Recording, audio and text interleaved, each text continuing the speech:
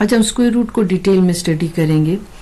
देखिए, अगर आपसे कहा जाए कि 4 का स्क्वायर रूट लें, ठीक है। अब 4 जो है एक पॉजिटिव नंबर है, मैं आपको साथ साथ लिखती जाऊं, ठीक है। इसको हम चलो n से शो कर देते हैं, ये एक पॉजिटिव नंबर है। तो कहीं अगर आपको डेफिनेशन भी आए तो आपको समझ आए, ठीक है ना। ये एक पॉजिटिव नंबर। अगर हमें कहा जाए कि इसका स्क्वायर रूट लें, ठीक है, तो एक ऐसा नंबर, ठीक है, जैसे कि 2 है और -2।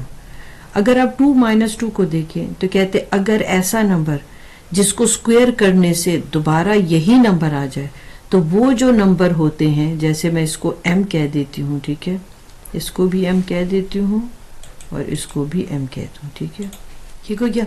तो कोई एक ऐसा नंबर जिसका स्क्वायर कर देने से दोबारा ये 4 आ जाए, तो वो नंबर जो है इस 4 का स्क्वायर रूट कहलाएगा, ठीक है। तो अगर हम इसका स्क्वायर करें तो देखें क्या दोबारा ये 4 आता है, ठीक है। चलो करके देख लेते हैं। अब माइनस में भी वैल्यू है और प्लस में भी आपके पास वैल्यू है, ठीक है। तो हमने माइनस की वैल्यू और प्लस की वैल्यू, दोनों वैल्यू का हमने स्क्वायर लिया। जब स्क्वायर लिया तो हमारे पास 4 आ जाए। तो मैंने अभी आपको क्या कहा, ठीक है, कि वो नंबर जिसको आप स्क्वायर करें और उसका स्क्वायर करने से दोबारा वही नंबर आ जाए, यही पॉजिटिव नंबर n आ जाए, तो वो नंबर यानी कि +2 और -2 इस 4 का क्या कहलाएगा, स्क्वायर रूट, ठीक हो गया। उसका क्या कहलाएगा, स्क्वायर रूट। और ये जो स्क्वायर रूट होते हैं ये एक दूसरे के क्या होते हैं, ये एडिटिव इनवर्स होते हैं। एडिटिव इनवर्स आपने पढ़ा है ना, कि जब दो नंबर्स को आप ऐड करें और आंसर 0 आ जाए तो वो एक दूसरे के एडिटिव इनवर्स होते हैं। तो एक वैल्यू प्लस में होती है और एक वैल्यू माइनस में, ठीक हो गया। अब मैं आपको बता भी दूं, ये देखें, आप इसको यूं भी लिख सकते हैं कि अगर आपके पास ये 2 वैल्यू है, आप इसका स्क्वायर करें और दोबारा आपको यही 4 मिल जाए, ठीक है, तो ये वैल्यू, ये जो +2 और -2 है, इसका मतलब है ये इस पॉजिटिव नंबर जो n जो हमने 4 बताया है वो उसका स्क्वायर रूट है, ठीक हो गया। अब ये जो आपके पास ये जो वैल्यू 4 की जो है, ये 4 जो इस सिंबल के अंदर इनक्लोज है, इस इंटायर वैल्यू को आप पता है क्या कहोगे, इसको आप कहोगे स्क्वायर रेडिकल बोलोगे आप। इसको मैं लिख दूं, ये एंटायर वैल्यू जो है, ये आपके पास क्या कहलाएगा, स्क्वायर रेडिकल, और इन शॉर्ट आप इसको रेडिकल भी कहेंगे, ठीक हो गया। अब हम थोड़ी और डिटेल में इसके जाते हैं। अब ये जो आपके पास पॉजिटिव वैल्यू आ जाती स्क्वायर रूट की, ठीक है, अब ये क्या कहलाएगा, ये कहलाएगा प्रिंसिपल स्क्वायर रूट। आज ये पॉजिटिव वैल्यू क्या कहलाएगी, प्रिंसिपल स्क्वायर रूट। अभी कुछ टर्म्स है जो आपको पता होना चाहिए, मैं एक बार फिर रिपीट कर लूं। हमने एक पॉजिटिव नंबर ले लिया 4 जिसको हम n से शो करें, तो वो कहते हैं कि अगर आप इसका स्क्वायर रूट लें आपके पास क्या आता है, ठीक है। तो कहते हैं कि एक ऐसा नंबर, ठीक है, जिसको आप स्क्वायर करें और वही नंबर आपको दे दे, जैसे कि 4, तो वो नंबर जो है इसी नंबर 4 का क्या कहलाएगा, स्क्वायर रूट। तो इसका मतलब है कि 4 की जो है जब आप स्क्वायर रूट लेते हैं तो उसकी 2 वैल्यू बनती है। आपने देखा है ना, अक्सर स्क्वायर रूट लो तो 2 वैल्यूज आप लिखते हो प्लस और माइनस साइन के साथ। वो इसलिए लिखते हो कि अगर उन्हीं वैल्यू का आप स्क्वायर करो तो रिवर्स में आपके पास वही पॉजिटिव नंबर आ जाता है। ये मैंने यहाँ पर प्रूफ करके आपको बता दिया। तो इस तरह के नंबर उस नंबर के, उस पॉजिटिव नंबर n के स्क्वायर रूट कहलाएंगे और वो एक दूसरे के एडिटिव इनवर्स होते हैं। ये पूरा जो एक्सप्रेशन है उसको स्क्वायर रेडिकल या रेडिकल भी कहा जाता है, ठीक है। और अगर पॉजिटिव स्क्वायर रूट है तो उसको हम प्रिंसिपल स्क्वायर रूट। अब जैसे देखिए 16 आपके पास एक पॉजिटिव नंबर है, जब आप उसका स्क्वायर रूट निकालेंगे तो वो +और -4 आएगा। हम ये बात पहले कर चुके हैं कि अगर एक ऐसा नंबर ले लें जिसको आप स्क्वायर लें और वो आपको दोबारा 16 दे दे, तो वो नंबर जो है जैसे कि 4 हो गया, वो उसका 16 का स्क्वायर रूट कहलाएगा, ठीक है। तो अब मैं इसको आपको प्रूव भी करके दे सकती हूँ। देखिए जैसे +4 का स्क्वायर ले तो फिर 16 आ जाएगा, यानी यही जो है आपके पास पॉजिटिव नंबर 16 आ जाएगा। अगर मैं -4 का होल स्क्वायर लूँ तो भी आपके पास 16 आएगा।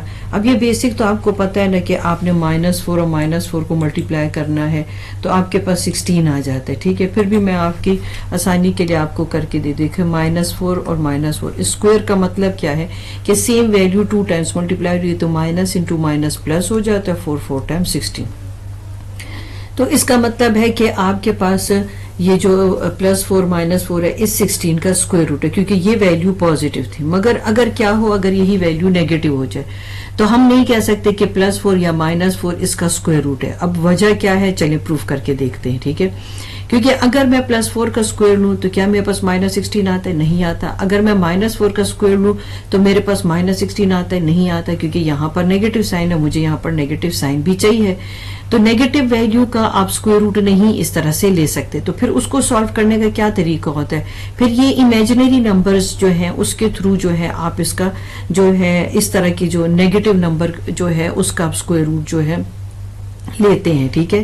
The imaginary numbers are defined to handle the square root of negative number.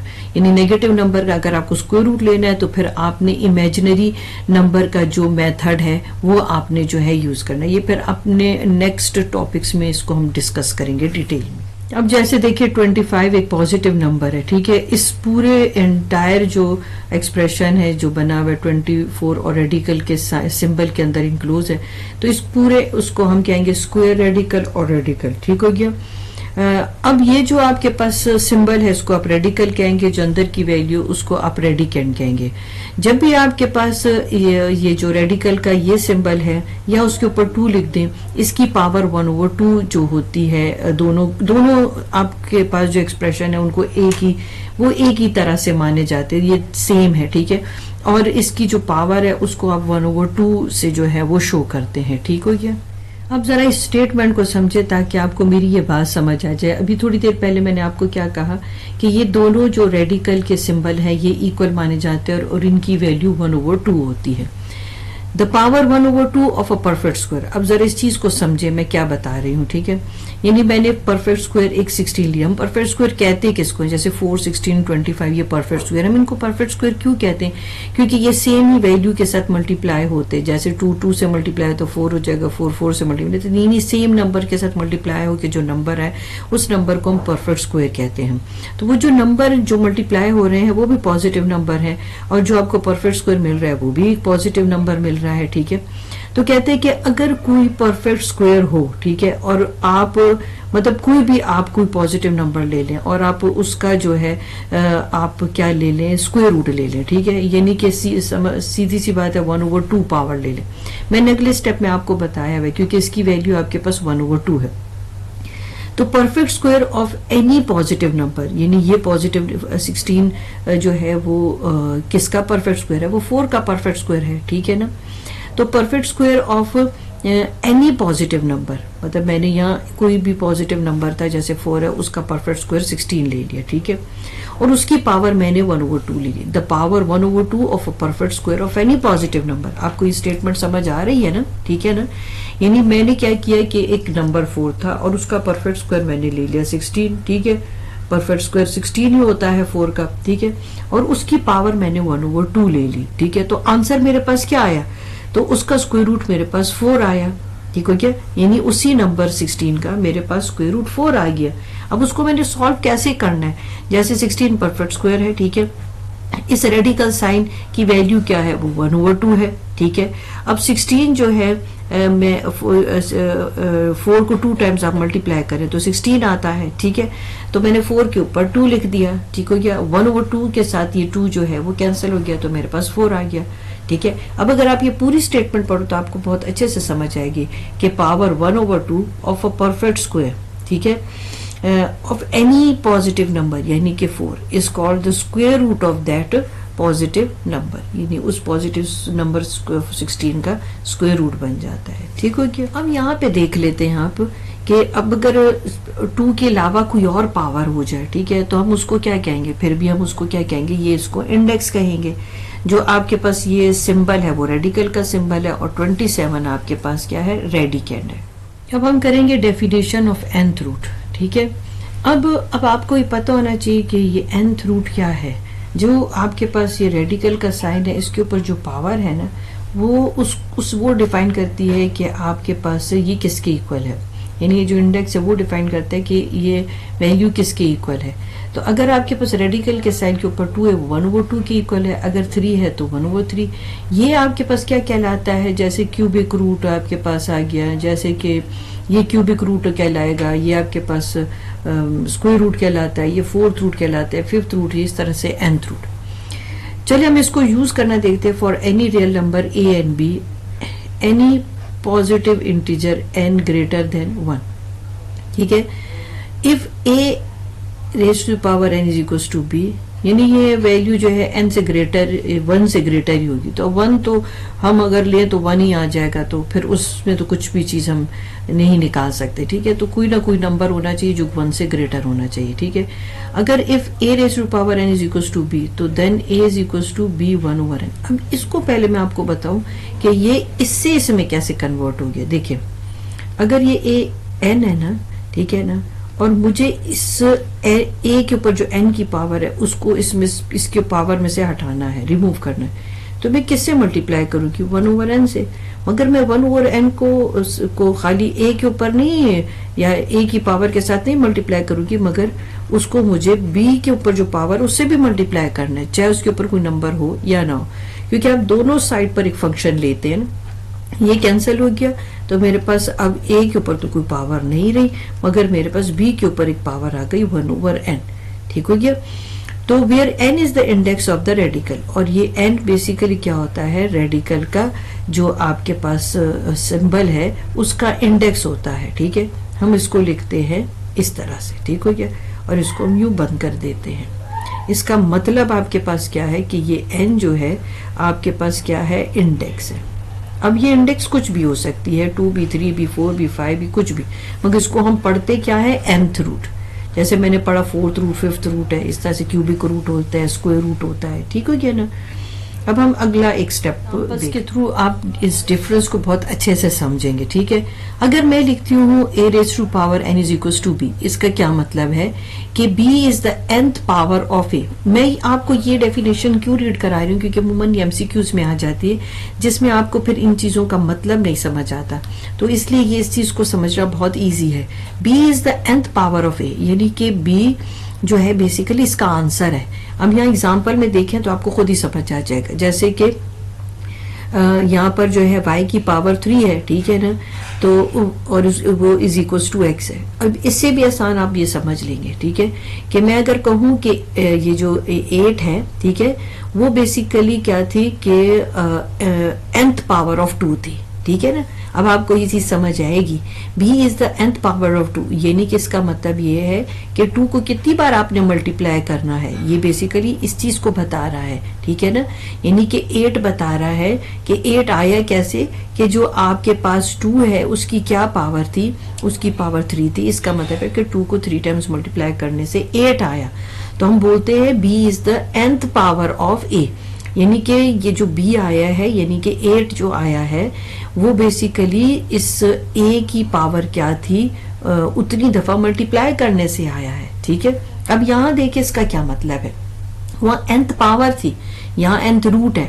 अब a is the nth root of b, ठीक है। अगर इसको लिखने में देखा जाए तो इसको 1/n से हम शो करते हैं, ये nth रूट है ऑफ b, ठीक है, इसको यूं लिखा जाता है। अब अगर मैं इसको एक एग्जांपल से समझाऊं तो ये देखें, अब ये जो 3 आंसर आया है ये बेसिकली आपके पास कैसे आया, ये आपके पास 27 का आपने क्यूबिक रूट लिया, ठीक है, जो हम कह रहे हैं nth पावर ऑफ b, यानी कि आपके पास nth पावर ऑफ b जो है a is the nth power of b, यानी कि मुझे यहाँ पर a लिख देना चाहिए था ताकि आपको चलें कोई बातें आपको समझ आ ही जाएगा, ठीक है। अगर मैं 27 का क्यूबिक रूट हूँ तो बेसिकली मैं उसके फैक्टर्स निकाल रही हूँ, मैंने फैक्टर्स निकाले और आंसर मेरे पास 3 आ गया, ठीक है। मैं यहीं पर आपके इसमें वैल्यू सब्स्टिट्यूट करके आपको समझा देती हूँ, ठीक है। अब मेरे पास जो 3 आया, ठीक है ना, is the nth root of b, तो b मेरे पास क्या था 27, मैंने 27 का क्या लिया, nth रूट लिया, यानी कि मैंने 3rd रूट उसका लिया, ठीक है ना, यानी कि मैंने क्यूबिक रूट उसका लिया। तो 3 is the nth root of, nth root यानी कि मेरे पास क्यूबिक रूट इसमें आया, ठीक हो गया ना, यानी कि मैंने उसका 1/3 यानी कि मैंने उसका जो है वो nth रूट यानी कि 1/3 जो था रूट लिया किसका 27 का, तो मेरे पास क्या आ गया 3 आ गया। ठीक है, तो इस तरह से आप इस डिफरेंस को समझ सकते हैं कि nth पावर का और nth रूट का मतलब क्या है। ठीक है, रूट में आप बेसिकली फैक्टर्स बना रहे होते हैं और पावर nth पावर में आप चीज को मल्टीप्लाई कर रहे होते हैं। ठीक हो गया। अब हमने काफी डिटेल ले ली है, अब हम एक स्टेप आगे मूव कर रहे हैं। मैंने आपको बता दिया था कि चाहे मैं इस रेडिकल के साइन के ऊपर 2 लिखूं या ना लिखूं, मगर ये दोनों ही इक्विवेलेंट होते हैं। ठीक है, दोनों का स्क्वायर रूट आपके पास +2 और -2 ही आता है। अब देखिए इसको सॉल्व बेसिकली किया कैसे जाता है। 4 है, 4 के फैक्टर्स आपने बना दिए 2 × 2। अब इस रेडिकल की वैल्यू क्या है 1/2। ठीक है, तो मैंने इस 2 को 2 टाइम्स लिखा है तो 2 की पावर 2 हो गई। ये रेडिकल की जगह 1/2 लिखा। ये कट कैसे जाता है, ये बेसिकली एक दूसरे के मल्टीप्लिकेटिव इनवर्स होते हैं। ये देखिए, तो ये इस तरह से कट जाता है और आपके पास 2 आ गया। अब ये 2 क्या है स्क्वायर रूट। इस तरह 8 के ऊपर अगर पावर 3 हो गई तो अब आपके पास क्यूबिक रूट है, तो इसकी वैल्यू क्या है, उसका nth रूट क्या है, यानी कि उसका क्यूबिक रूट क्या है, आपके पास 1/3 है। यानी कि मैंने पहले 8 के फैक्टर्स बनाए तो वो मेरे पास 2 × 2 × 2 यानी कि 2 3 टाइम्स 2 की पावर 3 हो गई। 1/3 3 कैंसिल हो गया। अब ये आपके पास क्यूबिक रूट निकल आया, यानी कि रेडिकल है। रेडिकल के ऊपर अगर मैंने कोई इंडेक्स लगा दिया, ठीक है, तो वो आपके पास क्या बन जाता है, इंडेक्स इसमें 3 आ गया। अब आपने क्या करना है, ये 3 बता रहा है कि आपने अब इसका क्यूबिक रूट निकालना है और इसका 8 का क्यूबिक रूट आपके पास क्या है 2 है। प्रॉपर्टीज ऑफ रेडिकल, ठीक है, आप ये थोड़ी डिटेल पढ़ लें। Product and the quotient rule for radicals for any integer n is greater than 1। ये क्यों लिखा है n is greater than 1? n basically आप इंडेक्स लेते हैं और इंडेक्स जो है 1 से ग्रेटर ही होना चाहिए, क्योंकि आप उसी के बेसिस पर उस पूरे क्वेश्चन को सॉल्व कर रहे होते हैं। तो 1 हो गया तो फिर आपने सॉल्व क्या करना होगा उसमें, ठीक हो गया ना। तो and for all real number a and b, और आपके पास a b कोई भी रियल नंबर होता है for which the operations are defined. अब उस पर जो है आप किस तरह से सोल्यूशन करते हैं उसके बेसिस पर आप उनको जो है नाम देते। जैसे अब आपके पास इस रेडिकल के अंदर एक value A be real number enclose है। अगर इस तरह से आपके पास ए बी कोई रियल नंबर और उनकी आपके पास ये जो इंडेक्स है ये सेम हो, जैसे एन है, तो आप उसको कंबाइन करके, अब यहाँ पर डॉट शो कर रहे हैं कि ये प्रोडक्ट है, मल्टीप्लाई हो रही हैं दोनों वैल्यूज। तो ये रेडिकल में वैल्यू होकर मल्टीप्लाई हो रही हैं और उसका इंडेक्स सेम है, तो इसका मतलब हम उसको एक ही जो है रेडिकल के साइन में जो है लिख सकते हैं, ठीक है ना।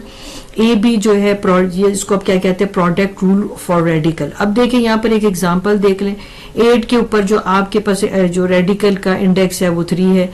यहाँ पर भी आपके पास 27 जिस रेडिकल के अंदर इनक्लोज है उसकी भी जो इंडेक्स है वो 3 है। जब दोनों की इंडेक्स सेम है तो इसका मतलब है कि हम दोनों को एक ही जो है रेडिकल के साइन के अंदर हम रख सकते हैं, ठीक है।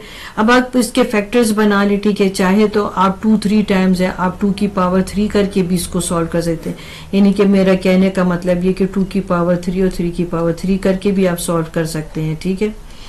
अब आपके पास क्यूबिक रूट है तो 2 की पावर 3 भी एक तरह से 1/3 और 3 की पावर 3 और 1/3, ये इस तरह से भी सॉल्व होकर 6 देता है, ठीक है, और इस तरह से भी सॉल्व होकर 6 देता है। 2 3 टाइम्स 6, 2 3 टाइम्स 6, तो 3 6 आपके पास हो गया, 6 की पावर 3 हो गई।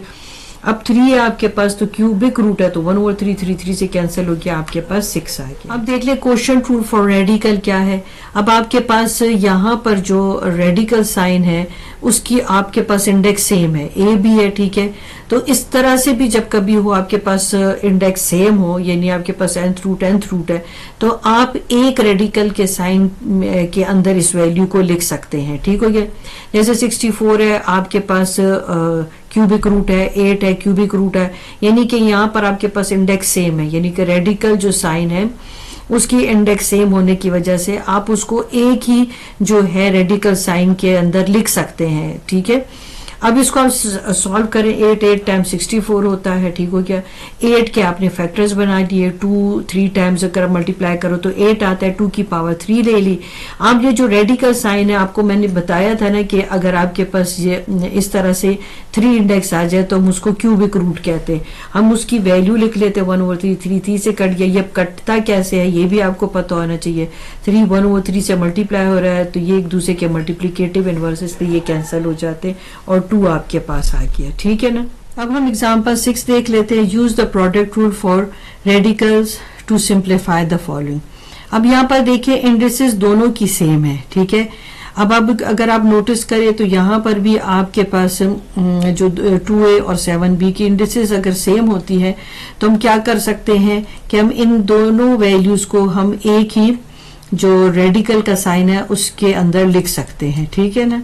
ये सब मल्टीप्लाई ही बेसिकली हो रहे होते हैं। ये देखिए अगर ये मल्टीप्लाई हो रहा है तो जो वैल्यूज आप इस रेडिकल के साइन के अंदर रखोगे तो वो भी आपस में सब मल्टीप्लाई हो रही होंगी, ठीक है ना। तो 7 2 टाइम 14 और ए भी, तो ये अब आपके पास सिंप्लीफाई फॉर्म में आ गया। अब इसका दूसरा क्वेश्चन आप देख लेते हैं, ठीक है। अब ये देखें, अब आपके पास इंडेक्सेस सेम है ना, यानी कि आपके पास इंडेक्स क्या है, 4 है, ठीक है। दोनों बेसिकली जो सिंगुलर है वो इंडेक्स होता है, जब हम दोनों को मिल के बोलते हैं यानी प्लूरल की फॉर्म में बोलते हैं तो वो इंडेक्सेस हो जाता है। तो अब मैं दोनों को कंबाइन बोल रही हूँ तो मैं कह रही हूँ इंडेक्सेस सेम है, ठीक है। तो हम उसको एक ही इंडेक्स में लिख सकते हैं। अब ये दोनों आपस में मल्टीप्लाई हो रहे हैं, यहाँ डॉट मल्टीप्लीकेशन को शो करता है, तो 2 × 1 2 हो जाएगा और x और y मल्टीप्लाई होगा तो हम उसको इस तरह से लिखेंगे। अब यहाँ पर आपको क्या बता रहा है, यहाँ पर इंडेक्सेस सेम नहीं थे तो product rule does not apply to this because the indexes are not same. जब वो सेम नहीं होती फिर आप कंबाइन उसको नहीं कर सकते, ठीक हो गया। अब हम नेक्स्ट देख लेते हैं। इंडेक्स को रिड्यूस करने का तरीका सीख रहे हैं। इंडेक्स इसमें क्या है 12 है और 6 इसमें क्या है 9 की पावर है, ठीक है। अब हम इसको यूं लिख लेते हैं, ये देखिए, क्योंकि ये 12th रूट है ना, जैसे nth रूट होता है ऐसे 12th रूट है, तो ये 1/12 की फॉर्म में लिखा जाएगा। अब इसको इसका क्या मतलब है, ये 1/12 से मल्टीप्लाई हो रहे हैं, यानी 6 के नीचे 1 है, 6 2 टाइम आ गया 12, ठीक है। अब आप कैसे लिखोगे 1/2। अब इसको फर्दर भी सिंप्लीफाई कर सकते हैं हम, 3 3 टाइम 9 होता है और आपके पास अब चल रही है पावर में वैल्यू 1/2, यानी कि अभी आपके पास जो है इसको मजीद सिंप्लीफाई करने का चांस है। ये देखिए ये भी कैंसिल हो गया, 3 3 टाइम्स 9 होता है तो 3 की पावर 2 हो गई और अब आपके पास आंसर क्या आ गया 3, ठीक हो गया। इस तरह से आप इंडेक्स को सॉल्व करते हैं। राइट द गिवन एक्सप्रेशन, हम एग्जांपल 7 करें। Right the given expression with a smaller index, assume that variable 1 represent positive number. आपने जब भी सोल्यूशन करना है तो क्वेश्चन को आपने प्रॉपरली रीड करना होता है, ठीक है। अब वो आपको क्या कह रहे हैं, जो एक्सप्रेशन आपको दिया है उसमें आपने क्या करना है, इस एक्सप्रेशन को आपने एक स्मॉलर इंडेक्स की फॉर्म में शो करना है, ठीक हो गया। चलो अब देखते हैं हम कैसे करते हैं इसको, ठीक है। अब आपके पास t की पावर 10 है मगर आपके पास इंडेक्स 15 है, यानी कि आपके पास 15th रूट बनता है, ठीक है। अब इसको मजीद हम कैसे सिंप्लीफाई कर लेते हैं, हम इसको t जो है 10 जो है वो 15 से मल्टीप्लाई हो रहा है। चाहे तो आप इधर भी उसको कैंसिल कर सकते हैं 5 के टेबल पर, चाहे तो आप इधर भी कर सकते 5 2 टाइम 10 और 5 3 टाइम 15। अब ये मजीद इससे सिंप्लीफाई फॉर्म में नहीं आ सकता। अब इसमें ऐसे करें, आप इंडेक्स सेपरेट कर ले और पावर सेपरेट कर लें। अब आप सोच रहे होंगे कि ये मैं क्या कह रही हूँ, मैं आपको कह रही हूँ कि इसमें आप जो है 2 को 1/3 से सेपरेट कर लें। अब ये 2 जो है ये तो पावर है, जो 1/3 में जो है आपके पास ये, और ये आपके पास 3rd रूट है और 3 इंडेक्स है, ठीक है। हर चीज को रीड करना आपको समझ आना चाहिए, ठीक है ना, फिर आपके लिए सोल्यूशन इजी हो जाता है। अब देखिए मैंने वो जो क्यूबिक रूट है वो तो सेपरेट कर दिया और जो पावर है वो सेपरेट कर दी। अब इस क्यूबिक रूट को मैं स्टेप इसलिए दे रही हूँ ताकि आप अगर नए सीखने वाले हैं तो आपको ये चीज बहुत अच्छे से समझ आ जाए। ये देखें, अब ये अब आप क्या करोगे, अब आप इसको लिख सकते हैं कि t के ऊपर जो पावर थी वो 2 थी और जो आपके पास रूट था वो क्या था, क्यूबिक रूट, ठीक हो गया। यहाँ पर इसको सेपरेट कर सकते हैं, ये देखिए, तो अब आपको समझ आ जाएगा, ठीक है ना। इसके बाद ये स्टेप हुआ और इस तरह से आपके पास ये आंसर निकल आया। अब हम लॉ ऑफ एक्सपोनेंट या हम उसको इंडिसेस कह सकते हैं, ठीक है। हम सीखते हैं बेस एंड एक्सपोनेंट। अब देखते हैं लॉ एक्सपोनेंट में हमारा पहला टॉपिक आता है बेस एंड एक्सपोनेंट। 3 की पावर 4 है तो 3 आपके पास बेस है, 4 आपके पास एक्सपोनेंट है। 4 आपको क्या इंडिकेट कर रहा है कि इस 3 को आपने 4 टाइम्स मल्टीप्लाई करना है। आप चाहें तो यूं लिख सकते हैं, 4 टाइम मल्टीप्लाई करने से आंसर आपके पास क्या आ गया 81, ठीक हो गया। अब हम अगला टॉपिक देख लेते हैं, हाँ, रैशनल एक्सपोनेंट। अब रैशनल एक्सपोनेंट आप रैशनल नंबर की डेफिनेशन से अच्छे से वाकिफ है, जिसको मैंने पी और क्यू की फॉर्म में लिखना के तरीके से पढ़ा था, ठीक है। ये पी और क्यू जो है यानी कि फ्रैक्शन की फॉर्म में होता है, मगर क्यू कभी भी 0 नहीं होता। आप इसके बारे में तो आप जानते हैं। अब हम b की पावर 1 ओवर n का क्या मतलब है। b जो है कोई भी रियल नंबर है, n जो है वो पॉजिटिव इंटीजर है, तो इसका मतलब है कि ये 1 ओवर जो है b का जो है रूट बन जाता है, nth रूट बन जाता है। इसको आप लिखते किस तरह से, आप इसको यूं लिखते हैं, ठीक है। अब हम बार बार वही चीज रिपीट हो रही है, तो इसलिए अब आपको ये चीज समझ आ जानी चाहिए। अब 8 के ऊपर 1 ओवर 3 है, इसका मतलब है हमने उसको क्यूबिक रूट की फॉर्म में शो करना है, तो 8 जो है आप रेडिकल के साइन के अंदर लिखेंगे और 3rd रूट है इसका, तो आप उसके ऊपर 3 जो है इस तरह से शो करेंगे। अब definition of b raise to the power m over n, वही आपके पास जो है रैशनल फॉर्म में है। m और n कोई भी पॉजिटिव इंटीजर है और उसमें जो है अगर कॉमन फैक्टर ज्यादा से ज्यादा होगा भी तो वो आपके पास 1 होगा, ठीक है ना। और जो n है वो कभी भी 0 नहीं हो सकता। अब ये बहुत अच्छे तरीके से आपने समझना है। ये मैं आपको पहले भी जो फ्रैक्शन फॉर्म में है उसको रीड करने का तरीका बता चुकी हूँ। जो न्यूमरेटर में होगा उसको आपने सेपरेट कर देना है, ठीक है, और जो डिनोमिनेटर में है आपने उसको 1 ओवर की फॉर्म में सेपरेट करना है। अगर देखा जाए तो हम m के भी नीचे तो 1 लगा रहे हैं, मगर जो n है वो तो था ही डिनोमिनेटर में था, तो इसलिए उसके ऊपर आपने 1 लगाया। अगर मैं रिवर्स में आपको रीड करना बताऊं तो m इंटू 1 m आ गया, इंटू का मतलब मल्टीप्लाई हो रहा है, m मल्टीप्लाई जब होता है 1 से तो m आता है। इस तरह n 1 से मल्टीप्लाई होगा तो n आएगा। तो यानी कि आपको ये वैल्यू इस तरह सेपरेट करनी आनी चाहिए। मैं जरा एक और एग्जांपल की फॉर्म में भी आपके साथ शेयर कर लेती हूँ, ठीक है, ताकि आपके जहन में कॉन्सेप्ट क्लियर हो जाए, ठीक है। अब देखिए 2/3 अगर है, अगर मुझे कोई कहे इसको सेपरेट करो दोनों को, दोनों वैल्यूज को, तो मेरे पास जो है 2 जो है न्यूमरेटर में ऐसे ही आ जाएगा और जो मेरे पास 3 है उसको मैंने लिखना होगा 1 ओवर 3, ठीक हो गया। अब इसको रीड करना भी आपको आना चाहिए। अब मैंने जो 1 ओवर n लिखा वो और जो आपके पास b की पावर में आया, ठीक है, वो बेसिकली n इंडिकेट कर रहा है इंडेक्स ऑफ रेडिकल, क्योंकि जब 1 ओवर में आ जाता है तो वो बेसिकली रेडिकल की फॉर्म में लिखा जाता है, ठीक है, और n उसका इंडेक्स होता है। यानी हम उसको ये भी कह सकते हैं nth रूट ऑफ b, जिसको हम यूं दिखा रहे हैं, ठीक है। अब ये m क्या चीज है, मतलब ये तो nth रूट b को आ गया, तो m बेसिकली क्या है, ये जो है वो पावर है, किसकी पावर है, to which the radical is to be raise, यानी कि ये जो रेडिकल के ऊपर जो लिखी हुई पावर है उसको हम बोल रहे हैं m, ठीक है ना। जैसे कुछ वैल्यूज होती है ना, जैसे x की पावर 2, ठीक है ना, मगर अब ये x नहीं है, अब ये रेडिकल है, रेडिकल की पावर m है, ठीक हो गया। अब नेक्स्ट आ जाता है हमारे पास इसकी एग्जाम्पल है, ठीक है। अब इसको जब आप सेपरेट करके रीड करोगे तो आपको बहुत अच्छे से समझ आएगा। मैंने इसमें आपको जो है 1 ओवर 2 जो है 3 से सेपरेट करके दिखा दिया। 1 ओवर 2 बेसिकली रेडिकल को शो कर रहा है, ठीक है। आपको पता है कि ये जो रेडिकल का साइन है वो 1 ओवर 2 की इक्वल होता है, तो इस 1 ओवर 2 की जगह मैंने ये रेडिकल का साइन यूज किया और 3 जो है उसकी पावर बन गया, उस रेडिकल की पावर बन गया। देखिए मैंने इसको रीड करने का भी तरीका आपको बता दिया।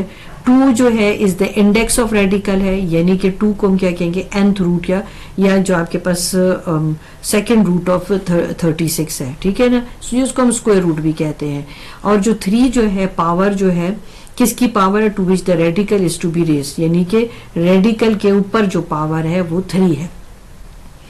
अब आपके पास जो 36 है वो एक ऐसी वैल्यू है कि जिसका जो एक्सपोनेंट है वो बेसिकली रैशनल है। रैशनल की डेफिनेशन आप पढ़ चुके हैं, जो पी और क्यू की फॉर्म में होता है, जो फ्रैक्शन की फॉर्म में होता है, ठीक हो गया। अब हम एग्जाम्पल्स देख लेते हैं कि अगर हमारे पास ऐसी एग्जाम्पल आएंगी तो हम उनको कैसे सिंप्लीफाई करेंगे, ठीक है ना। ये तो बहुत ही ईजी है।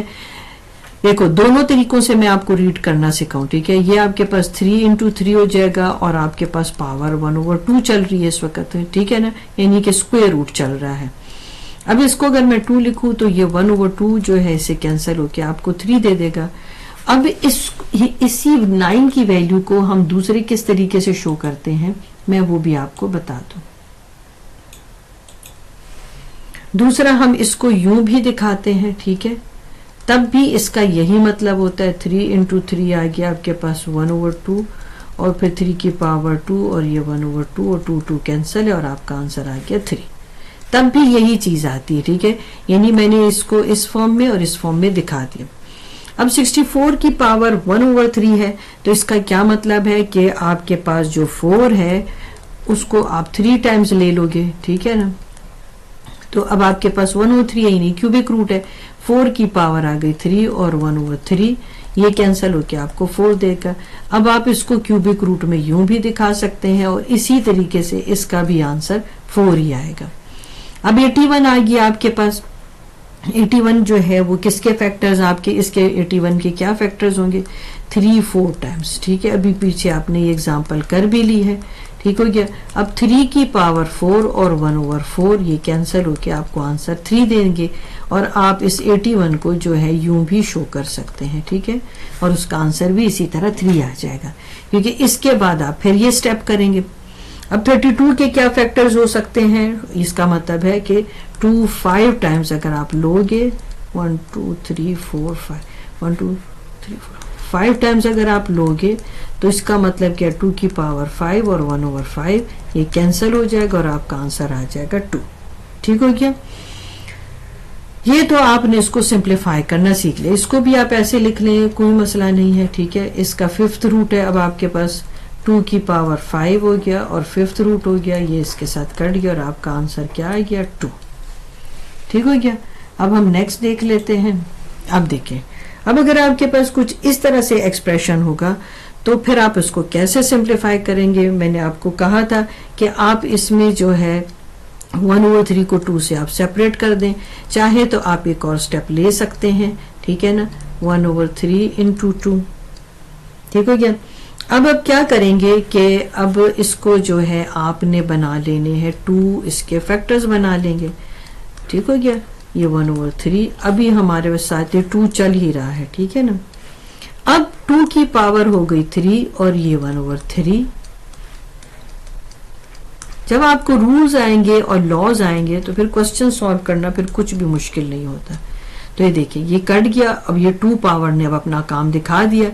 इसका क्या मतलब था, इसका मतलब था कि 2 को 2 टाइम मल्टीप्लाई करें तो आंसर आपके पास आ जाएगा 4। इसके बाद इसकी नेक्स्ट एग्जांपल देखते हैं 36 और उसकी पावर 3/2। अब हम क्या कर लेते हैं, मैं फिर इसमें आपको दोनों तरीकों से लिखना सिखा दूं। देखिए 1/2 और 3। अब क्या आ गया, 36 आपके पास आ गया, ये 1/2 लिख लिया और यहां पर लिख लिया हमने 3, ठीक है। 6 टाइम 36 होता है 1/2। अब मुझे ये रेडिकल को कैंसिल करना है, ठीक है। आप सोच रहे होंगे कि मिस 3 को क्यों नहीं पावर ले ली, 1/2 को क्यों यहाँ पर पहले पावर ले ली। अब देखिए थोड़ा सा कॉमन सेंस भी आपने यूज करना है कि आपने ये जो वैल्यू है 1/2 यानी ये जो फ्रैक्शन फॉर्म में वैल्यू है, आपने इसको कैंसिल करना है और इसको कैंसिल करने के लिए आपने ऐसे स्टेप लेने हैं जिसमें आपके पास ये पहले कैंसिल हो जाए, ठीक हो गया ना। ये देखिए ये कैंसिल हो जाता है क्योंकि ये 3 तो आपके लिए एक तरह से वो तो उसको मल्टीप्लाई करके आपको आंसर दे देगा। तो आपके पास क्या आ जाएगा 216, ठीक हो गया। चलो हम नेगेटिव रैशनल एक्सपोनेंट के बारे में सीखेंगे। अब देखें रैशनल तो आपको पता ही है कि जो आपके पास प्योर क्यू की फॉर्म में हो यानी कि फ्रैक्शन की फॉर्म में हो, मगर अगर नेगेटिव हो तो उसको आप किस तरह से डील करेंगे, ठीक है। पहले तो मैं आपको यहाँ पे समझा दूं। देखें जैसे कि सपोज x है और आपके पास है -2/3, ठीक है। बल्कि बेहतर ये है कि मैं पहले आपको सिंपल वैल्यू से समझाऊं, ठीक है। जैसे कि x है उसकी पावर, ये देखिए ये 1/x है, यहाँ 1/x की पावर क्या है +2। अब मुझे इसको डिनोमिनेटर से न्यूमरेटर में शिफ्ट करना है, ठीक है। तो मैं क्या करूंगी कि इसको मैं यहाँ पे लेकर आऊंगी, जब मैं यहाँ पे लेकर आऊंगी तो ये क्या हो जाएगी वैल्यू -2। अब अगर आपने ये बात सीख ली तो ये बात आपको बहुत जल्दी समझ आएगी। अब मैं इसी वैल्यू को अगर यूं करके लिख के दूं +2/3, अब यही डिनोमिनेटर से न्यूमरेटर में वैल्यू आ जाएगी। तो ये क्या हो जाएगा, x तो वैसे ही रहेगा मगर जो पावर है वो हो जाएगी -2/3, ठीक है ना। अब यही बात यहां पर आपको बताई गई है, ठीक है ना। अब आपको ये बात जल्दी समझ आएगी। If m and n are any two integers, हो तो जाहिर सी बात है कोई भी इंटीजर्स हो सकते हैं, such that one of them is negative, यहां तक कि एक इसमें नेगेटिव। अब अच्छा ये बात मैं समझाऊं, इसका क्या मतलब है कि one of them is negative. इसका ये मतलब है कि अगर सपोज अगर कोई वैल्यू ऐसी आ जाती है जैसे कि -2 और -3, तो ये क्या हो जाएगा, तो माइनस टू माइनस कैंसिल होके तो वो तो प्लस दे देंगे, ठीक है। तो वैल्यू पॉजिटिव हो जाएगी। तो उसके लिए तो फिर मैं ऐसा नहीं सोच सकती ना कि मैं अब इसको नीचे शिफ्ट करूं तो इसका साइन, मुझे तो ये पॉजिटिव है, मैं तो खुश हूं इसमें। तो जो नेगेटिव वैल्यू है वो आती कैसे है, वो आती ही ऐसे है कि इसमें दोनों में से एक वैल्यू का जो साइन है वो माइनस होना चाहिए। तो प्लस इंटू माइनस -2/3 हो गया। तब हम इस तरह से इस रूल को ये जो है रीड करते हैं, ठीक है ना। ये जो डेफिनेशन से जरूर पढ़ा करें, पता क्या होता है कि इसमें से आपके MCQs वगैरह आते हैं, ठीक हो गया। तो that one of them is negative and they have no common factor other than 1। अच्छा, अब इसका क्या मतलब है कि 1 के अलावा कोई और कॉमन फैक्टर ना हो। देखो जहां तक तो अगर वो डिविजिबल है तो है, ठीक है, ठीक है। अगर 1 तक बात आती है तो हम उसका जो है फिर भी इस तरह से ये रूल हम उसको रीड कर सकते हैं, ठीक है। मगर और अगर कोई और नंबर है तो वो भी हम उसको रीड कर सकते हैं, ठीक है। मगर अगर 0 आ जाती है इसकी पावर तो फिर बात डिफरेंट हो जाती है, क्योंकि हम पढ़ चुके हैं कि अगर किसी भी वेरिएबल की पावर 0 होती है तो वो तो 1 हो जाता है। तो इसलिए वो कहता है no common factor other than 1 and if b is not is equal to 0। तो अगर b जो है वो ही 0 हो जाएगा तो फिर हम ये सारी पावर जो हम रीड करें तो वो कैसे रीड करेंगे, ठीक है। तो देन अब ये चीज मैं आपको बता चुकी हूं कि किस तरह से आप डिनोमिनेटर से न्यूमरेटर में जाएं तो माइनस होती वैल्यू। तो अक्सर अगर वैल्यू ऐसे लिखी होती है तो हम क्या कहते हैं कि ये किसका इनवर्स है। ये अगर यूं वैल्यू लिखी होती है तो हम कहते हैं ये इसके भी इक्वल है। तो आपको पता होना चाहिए ये कैसे इसके इक्वल है, ठीक है।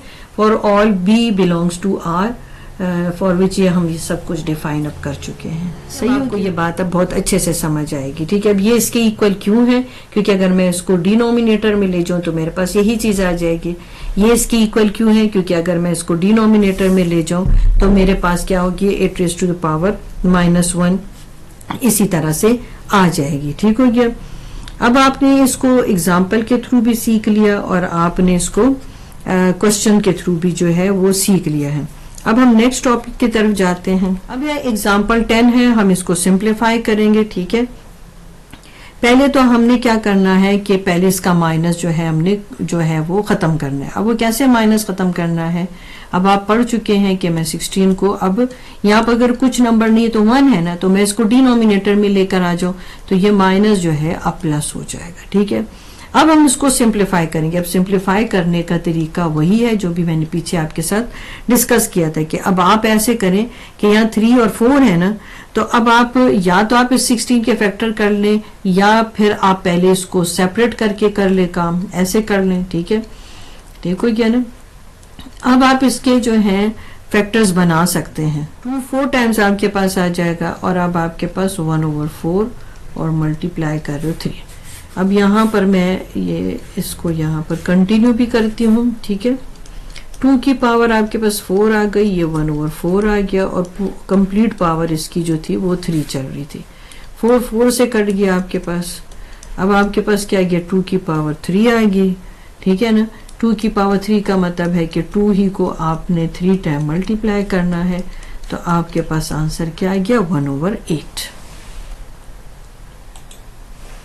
अब यही काम आपने इधर करना है, ठीक है। कि अब आप ऐसे करें कि ऐसे कर लेते हैं कि इसका एक ये भी तरीका है कि आप 25 को जो है डिनोमिनेटर में ले जाएं, 25 को न्यूमरेटर में ले जाएं और 16 को आप डिनोमिनेटर में लें। पार्ट देख लें। अब इस क्वेश्चन को इन दो तरीकों से सॉल्व किया जा सकता है, ठीक है, जो आपको आसान लगता है। अब 16/25 है और साइन माइनस है, ठीक है। अगर मैं इसको इस तरीके से करूं कि आप इसको वैल्यू को नीचे लाएं और फिर माइनस साइन इसका खत्म करें, तो ठीक है, ये एक बहुत लंबा प्रोसीजर हो जाएगा। गलत तो नहीं होगा, मगर आपको किसी कॉम्प्लिकेशन का शिकार होना पड़ जाएगा। तो बेहतर ये कि आप इन दोनों में से एक मेथड सेलेक्ट कर लें, ठीक है। अब 16 की पावर +1 है, 25 की पावर भी +1 है और आपके पास जो इन दोनों वैल्यूज के ऊपर जो पावर दी हुई है वो -1/2 दी हुई है, ठीक है। अब आप ऐसे करें, 25 को न्यूमरेटर में ले जाए और 16 को जो है डिनोमिनेटर में ले आए, तो दोनों के साइन जो है वो चेंज हो जाएंगे, प्लस माइनस में और माइनस प्लस में चेंज हो जाएगा। अब आप ऐसे करें, -1/2 को इन दोनों वैल्यूज के साथ मल्टीप्लाई कर दे, क्योंकि ये -1/2 इन दोनों की जो है वो पावर में आती है, ठीक है। अब माइनस इंटू माइनस प्लस हो गया। अब 25 की जो पावर है वो 1/2 हो गई और 16 की पावर भी 1/2 हो गई, ठीक है। अब आप नोटिस करें कि आप यहां तक आ गए, फिर फर्दर सिंप्लीफिकेशन इसकी आसान हो जाती है, ठीक है।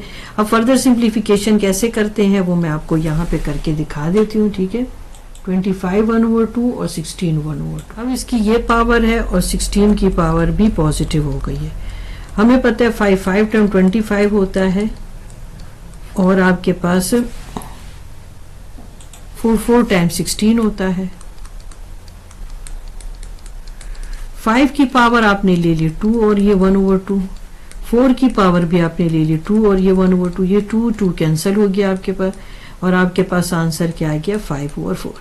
ये तो एक मेथड से हो गया। अब ये दूसरा मेथड देख रहे हैं आप, ताकि जो भी आपको इजी लगे। अब ये -1/2 इसकी पावर है, मुझे इसको नेगेटिव पावर को पॉजिटिव बनाना है, तो आप 24 को ऊपर लिख दे और 25 को जो है 25 को ऊपर लिख दे और 16 को आप जो है डिनोमिनेटर में ले। मतलब यही है कि जैसे मैंने शिफ्ट किया ना, तो ये वैल्यू पॉजिटिव हो जाती है। बेसिकली मैं आपको यहाँ पर डिटेल में बता दिया कि वो वैल्यू, ये वैल्यू पॉजिटिव हो कैसे जाती है, ठीक है। ये सेकंड मेथड है। अच्छा, यानी कि आप अगर कर भी रहे हैं तो फिर आपको उसके अंदर की बात पता होनी चाहिए कि बेसिकली उसके अंदर ये क्या हो रहा है ऐसा कि वो वैल्यू को पॉजिटिव कर रहा है। तो अगर मैंने डिनोमिनेटर को न्यूमरेटर की जगह और न्यूमरेटर को डिनोमिनेटर की जगह कन्वर्ट किया तो पावर पॉजिटिव क्यों कर दी वो मैं यहाँ पर एक्सप्लेन कर चुकी हूँ, ठीक है ना। अब फिर वही चीज आ गई आपके पास। अब 5 की पावर 2, ठीक है ना, और 1/2। इस तरह आपके पास 4 की पावर 2 और 1/2। बाकी स्टेप आप यहीं से उसी तरह के लिख लेंगे और आपका आंसर आ जाएगा 5/4। ठीक हो गया। अब नेक्स्ट क्वेश्चन देख लेते हैं हम। एग्जाम्पल नंबर 11 आपके पास आ गई। Right exponential expression as an equivalent radical expression, यानी कि इसको आपने रेडिकल की फॉर्म में शो करना है, ठीक है। अब आपको पावर को और रेडिकल की जो साइन है उसको सेपरेट करना तो बहुत अच्छा आता है, ठीक है। तो अब हम वही प्रोसीजर यूज करते हैं। मैंने 2 को 1/3 से सेपरेट कर दिया, ठीक है। अब मैंने क्या किया कि अब ये जो है आपके पास -7 × 7 बनता है, ठीक है ना। -7 होल स्क्वायर का मतलब ये -7 को -7 से मल्टीप्लाई किया तो माइनस इंटू माइनस प्लस और 7 टाइम 49।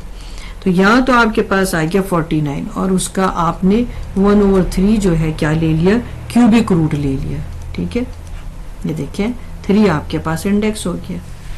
ठीक है कि क्वेश्चन को जरूर रीड किया करें ताकि आपको पता चले कि वो आपसे डिमांड क्या कर रहे हैं। वो आपसे यहाँ पर क्या डिमांड कर रहे थे, वो कह रहे थे कि इस एक्सपोनेंशियल एक्सप्रेशन को, ये एक्सपोनेंशियल एक्सप्रेशन था, उसको आपने रेडिकल एक्सप्रेशन में, ये रेडिकल एक्सप्रेशन में कन्वर्ट करना है, ठीक है। ये एक्सपोनेंशियल एक्सप्रेशन था, पता होना चाहिए आपको। आप जो एग्जाम्पल्स है आप उसकी जरूर जो है ना पेपर के लिए प्रिपरेशन में उसको जरूर कंसिडर किया करें, क्योंकि बाज मर्तबा एग्जाम्पल्स में से भी वो क्वेश्चंस आ जाते हैं, ठीक है ना, पेपर में। तो सब एग्जाम्पल्स देखना मस्ट होता है, यहाँ तक कि रिव्यू एक्सरसाइज भी देखना बहुत ज्यादा इंपॉर्टेंट होता है। अब आ गया नेक्स्ट क्वेश्चन। इसमें भी आपको क्या कहा है कि आपके पास जो एक्सपोनेंशियल एक्सप्रेशन है, ठीक है ना, उसको आपने रेडिकल एक्सप्रेशन में कन्वर्ट करना। ये आपके पास आ गया एक्सपोनेंशियल। अब इसको आप किस में कन्वर्ट करेंगे? रेडिकल एक्सप्रेशन में। चलो करते हैं हम। अब हमने वही काम करना है जो भी हमने थोड़ी देर पहले किया था, ठीक है ना। हम इसमें से जो पावर है, पावर में से हम जो आपके पास रूट है, ठीक हो गया ना, उसको सेपरेट कर लेते। फिफ्थ रूट था उसको मैंने सेपरेट कर दिया। 2 की पावर 3 का मतलब ये है कि इसको 3 टाइम्स मल्टीप्लाई करना है और ऊपर उसकी आपने फिफ्थ रूट बना लेना। फिफ्थ ही रूट है, ठीक है ना। ये 8 हो गया और ये आपके पास हो गया। अब आपने रेडिकल एक्सप्रेशन में लिखना है तो आपके पास फिफ्थ रूट आ गया। आप n जो है उसकी यानी 5 जो है उसकी इंडेक्स है। ये आपके पास क्या आ गया? Radical expression. इसी क्वेश्चन है, बस थोड़ा क्वेश्चंस को आपको समझना है। अब आ गया प्रॉपर्टी ऑफ एक्सपोनेंट है, ठीक है। इनको आपको जो है अच्छे तरीके से समझना है। प्रोडक्ट रूल है इसमें। प्रोडक्ट रूल में ये कि अगर दो आपके पास ऐसी वैल्यूज आपस में मल्टीप्लाई हो रही हैं जिनकी बेसिस सेम है, तो आप क्या करते हैं, उनकी जो पावर्स हैं आप उनको क्या कर लेते हैं? कंबाइन कर लेते हैं। अब अगर आपके पास ये जो नेगेटिव एक्सपोनेंट है, अभी थोड़ी देर पहले आपने इसको पढ़ा है, तो इसको आप क्यों किस तरह से शो कर सकते हैं? आप यूं भी शो कर सकते हैं। कोशेंट रूल आपके पास अगर बेसिस सेम है तो आपने एक बेस ले लेना है और अब ये डिनोमिनेटर से न्यूमरेटर में जाएगा तो माइनस है तो प्लस हो जाएगा। पावर टू पावर रूल आपके पास है तो उसमें अब आपके पास ये दोनों पावर जो है आपस में मल्टीप्लाई हो जाएंगी। हम उसको m इंटू एन यानी m मल्टीप्लाई हो रहा है n से, हम यूं लिख सकते हैं। ठीक हो गया। अब आ गया आपके पास पावर ऑफ प्रोडक्ट रूल है। ये n इन दोनों के ऊपर है, ठीक है। तो हम इसको जो सेपरेट करके लिखेंगे तो हम इसको कैसे लिख सकते हैं? an और bn, और an और b दोनों आपस में मल्टीप्लाई हो रहे हैं। Power of a quotient rule यानी कि ये n इन दोनों वैल्यूज के ऊपर है, ठीक है। तो जब हम इसको ब्रैकेट से बाहर करेंगे तो हम यूं लिख सकते हैं इसको। फिर नेगेटिव पावर क्वोशिएंट रूल अभी थोड़ी देर पहले मैंने आपको बताया, ठीक है।